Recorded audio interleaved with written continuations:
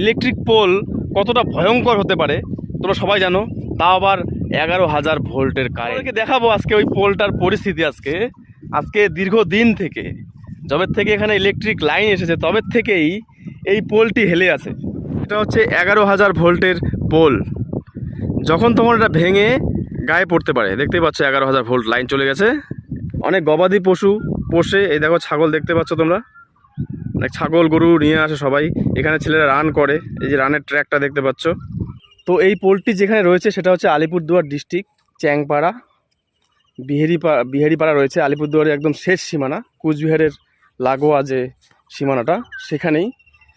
তো আমি অনুরোধ করব ইলেকট্রিক ডিপার্টমেন্টের কাছে, তারা যাতে এই কাজটা করে দিয়ে যায়, পোলটাকে সোজা করে দিয়ে। তো এটাই হচ্ছে ওয়েস্ট। আমি যেরকম এভাবে হেলে গিয়েছি ঠিক তেমনি ইলেকট্রিক পোলও হেলে গিয়েছে, কখন ধপ করে পড়ে যাবে কোনো ঠিক নেই।